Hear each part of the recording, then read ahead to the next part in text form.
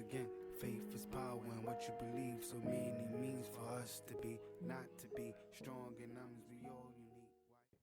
Hi everyone. I want to give a special thanks to H Street.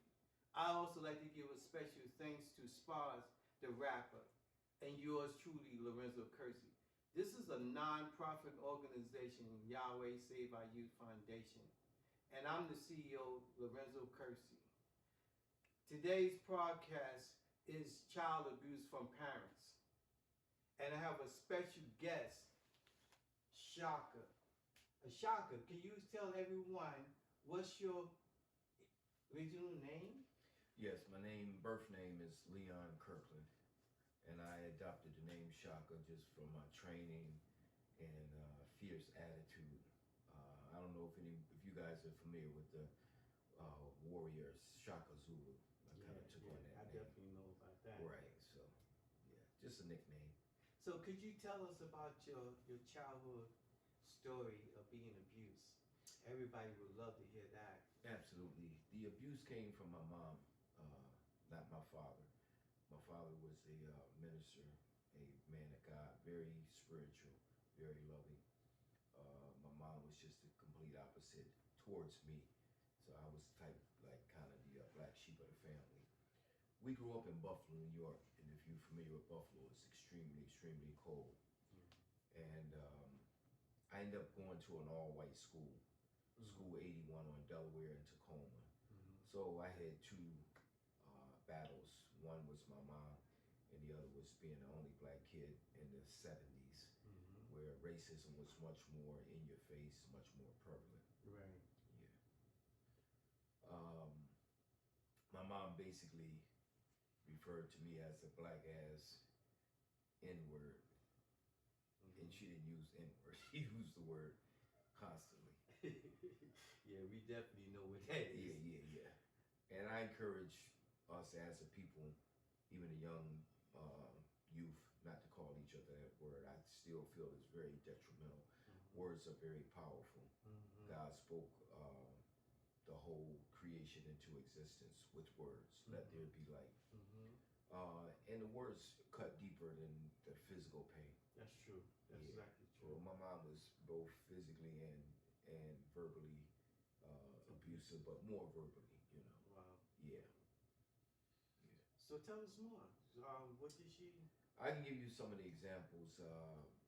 One day, as a child, I must have been 7 or 8, and I remember my brother being there and the family being around. And I remember my mom saying, I'm not her son. That they made a mistake in the hospital and mixed up the babies. So when your mom deny you and say something like that, I mean, it's something you never forget. Right. I mean, that just really hits home, especially as a kid, because you're a little more sensitive, you know. Right.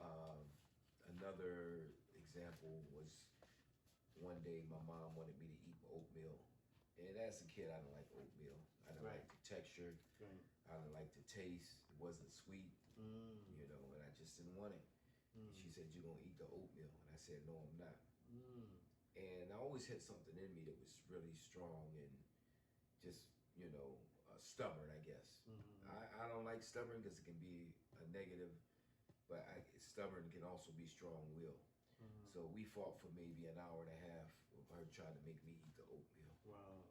Yeah, and I think she finally got a teaspoon in my mouth and I spit it back out on her. I remember her, she started crying because she couldn't get me to eat the oatmeal. Wow. Wow. And then after all the beatings, they sent me to school. And I remember when I got to school, I guess one of the little white kids could see it was something wrong with me. He said, what's wrong? And I just started crying because the emotional totality of the fighting for an hour and a half just hit me when he said that. And I started crying. But, wow. Yeah. Wow, that's deep. That's really deep. That's touching. Yeah. But crying is actually good because crying releases endorphins into the body. And actually, they're like natural painkillers. Right. One of the best scriptures in the Bible is Jesus wept. It's very small, very short, but it's very powerful. Jesus wept. Right. This is a very deep conversation. I'd like to ask you some questions if it's all right with you. Yes, absolutely. I wanted to ask you, what age was you when you was being abused like this? Oh, as long as I can remember. When she said I'm not her son, I had to be 8, 7. And how long this was going on? It went on as long as I can remember. Wow, that's Yeah. deep. That's deep. That's really deep. That's Yeah, I remember doing a competition. You know, I started bodybuilding. right. My outlet and my thing that really saved me was my music, because I played trombone at the time. I would play a little drums, and my working out for the most part. Wow, wow. Yeah. Wow. So I remember doing a competition. It was my last competition that I ever competed in, and it was actually in Atlantic City. Believe it or not, we're in Atlantic City now at the convention hall, and it was for me to qualify to turn pro. And at the time, I was working at the Abington Club in Jenkintown as a fitness trainer, and it was a country club, so it was exclusive, Right, right. and I had quite a few people who came to watch me compete. One was my friend Karen Edwards, and she saw me compete. I didn't place, and she said the sweetest thing, because after I didn't place, she had a problem with her car, and we were in there, and she said, "Don't worry, Leon, we still love you." Wow, wow. My mom never said she loved me, never. Right, So that was like, wow, I just lost the competition, but she goes, "We still love you," and I never forgot that. And so when her car broke down, she wanted to pay with a credit card. She didn't have the credit card, so I loaned her the cash. Wow. And she's like, "I'm gonna pay you back." I said, "No, don't worry, you pay back." It's my girl. I didn't care about the money. Right, She said, "I'm gonna pay you back." I was like, "No, you're not." Right. As soon as I get back, sure enough, she gets back. She comes over to my house to pay me back. And the first thing my mom called me is a black ass N-word. Wow. And she was blown away. She's like, "Wow, that's how your mom talked to you? Wow. I can't believe it. That's what she called you?" And who was this? It was a friend that wow. that came to see the competition. Wow, that's deep. That's deep. For a Really parent, did, yeah. For a parent to say something like that, I know that must have really hurt you a lot. Yeah, it does. I want to ask you, how did it make you feel? How did you feel when she was calling you? You feel hurt. You feel low. I mean, it still affects me to this day. I mean, words really affect you. You got to remember that. Right. I encourage all the youth out there, y'all shouldn't, don't call each other the N-word. I tell them, a lot of them, the detriment of it comes from slavery. It has to deal with everything that we dealt with in slavery, all the abuse, everything that was done to us is wrapped up in that word.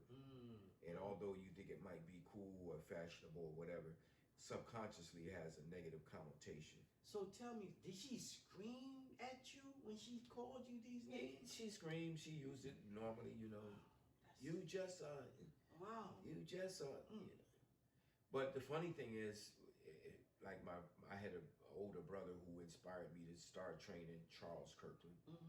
He got on drugs, crack cocaine. Wow. He would steal from the family. He would steal from her. He stole a purse one day. He just took to the family through so much, stole a lot of things from me. Wow. She never called him anything. In fact, she tried to help him more than me, So you was considered like a black sheep of the family. 100%. Because it wasn't just from my mom, it was from the whole family. But my mom was the ringleader. Right. I understand exactly what you're saying, because I went through the same thing, being a black sheep of the family, being bullied, being picked on. Yeah. And just people always telling me I wasn't enough, and I always try to fit in. Some of the places that I call myself fitting in, I got myself in a lot of trouble. Right. And you know what I'm talking about. Yeah, I'll give you one more example. I went to the dentist, and the dentist told me I needed braces. And because I had too many teeth. And mom said, "Ain't nothing wrong with his teeth." And my older brother, Ted, he said, "Give me a hammer, I'll fix them for him." Wow. You know. He was gonna really knock him out. Nah, he was just saying it, but I'm just saying it hurt Right. your older brother instead of saying, yeah, he probably do need braces. Right. You know, he said, nah, give me a hammer, I'll fix them for you. It's just mockery. Yeah. And it's funny because when I got older, I wore braces. I had 4 teeth